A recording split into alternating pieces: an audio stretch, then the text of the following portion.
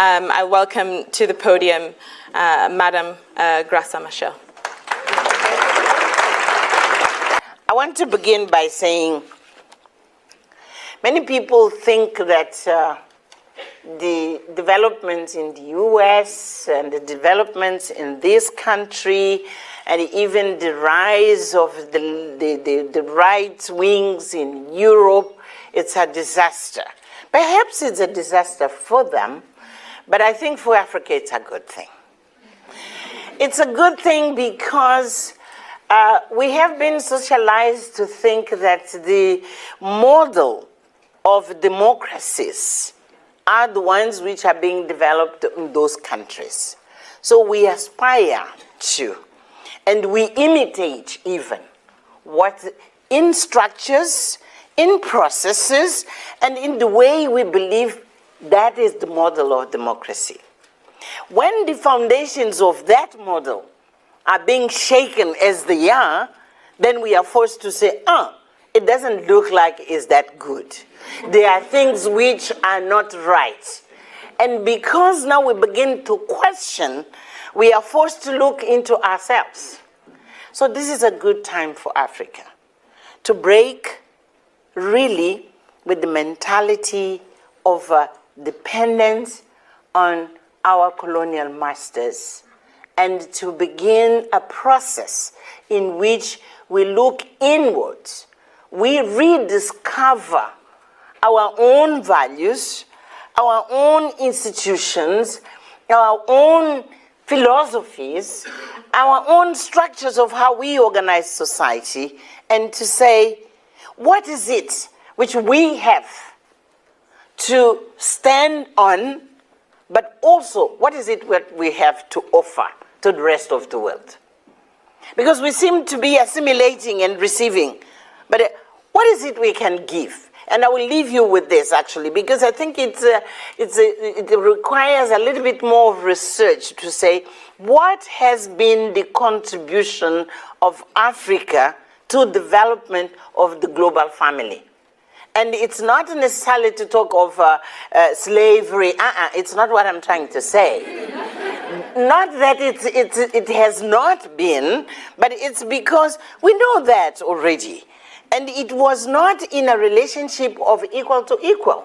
What I'm asking you to question is, as sovereign peoples, deliberately selecting who are our partners and why we select them, and what we have to give and we want to receive from them, in a process really of take and give.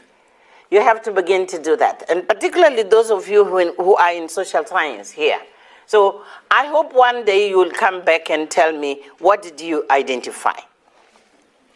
But I think also that, when you are having, like, in the so-called developed world, the closing of ranks and the closing of even of borders because of immigration, but which in essence, it shows a deep fear and suspicion of the other.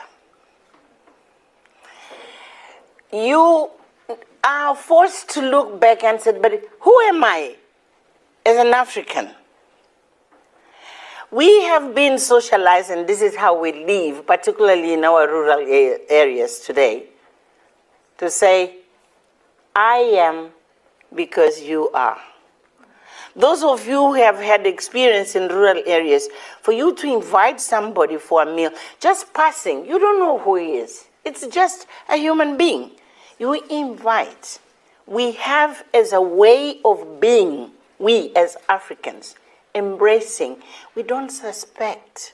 We don't fear the others. On the opposite, we embrace them. So I think it is deep in the way we are, but we never put it as a philosophy of life. Please think of that. In a world where there's more and more rejection of the other, in a world in which more and more the other is seen as a threat, Africans have a golden opportunity to say there is another way of being human. And to humanize the relationship, particularly those who are in need. So it sounds like, people believe and they act mostly in terms of give and take, in terms of hardware. We have software to offer. And the software is more important. Why? Because it's the best of what you become when you are beyond the material. And this is what Africans are able to give. The other example I could say today, in terms of music and arts, have you realized how much we have contributed to the rest of the world? And music, it is that expression of spirituality, of a human being as spiritual beings. And the best of music, just think of jazz. We are everywhere. We are sitting in many of those lounges, but people even forget that this is of African origin. I want to suggest only, because I'm given very short time, that please sit down and enumerate those kind of things we Africans we have been offering to the rest of the world. Now, because we need to go quickly, I want to leave with you the reflection that part of failures in our development in the last 50 years has been because we did not take the time to reclaim our own identity.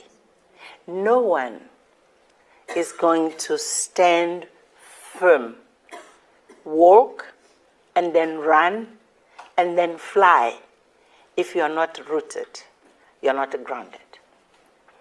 You young people, you are living in a world where you'll have access to anything in the world in a question just of seconds.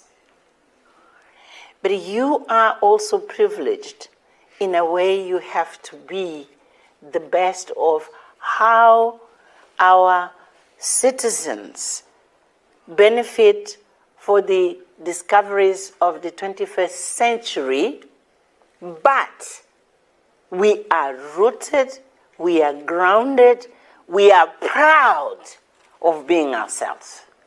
That ourselves has to be rediscovered. And I'll give you just a bit of what we are trying to do.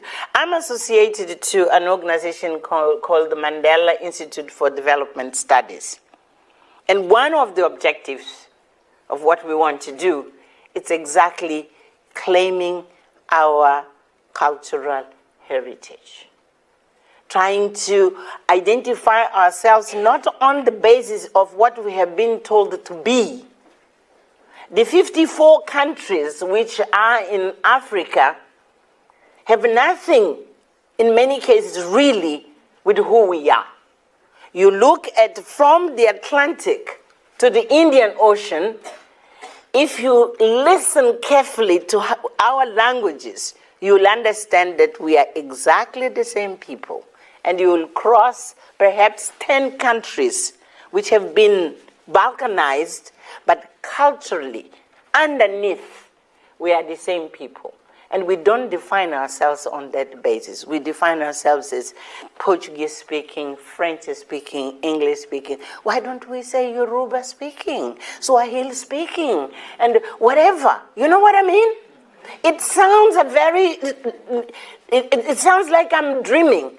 But honestly, for you to define yourself as an African, you need to go back and touch those roots. And to identify exactly why a child in Tanzania has too much to do with a child in, I'm calling you children, okay? A child in Tanzania has a lot to do with a child in Nigeria, has a lot to do with a child in Senegal than what we believe because we have been told we are. And that is the kind of claiming who you are. And I didn't have the time here to show you the map. Basically, there are only four big ethnic, if you want to call them, ethnic groups on the continent. If you talk of sub-Saharan Africa, only four. But we have been socialized to believe that we are all those differences. Let me move quickly on that. But I'm talking of reclaiming who we are. And also being proud of offering to the rest of the world. Framing, it's the mentality of people to believe that African are rich in the way who they are. It's not about oil and gas and mining. It's about our humanity. In a society where another element, we as African, our identity is collective. In many of our languages, we don't have much the I. We say we. And when you talk, particularly to an elderly person like me, because they believe that an elderly person is a result of a collective experience and wisdom which comes behind that person. You never address an elderly person and say you in singular. Do you know that? Yeah, you say you, but for us, this you it's a plural. But we have a community identity. And this is important in solidarity instead of the kind of mentality which you are being developed to say, it is about my success, is about me, and because I'm brilliant, because I have the opportunities, etc. I. In the world in which we go as Africans, we, and you will grow, you have to grow and thinking always on the collective.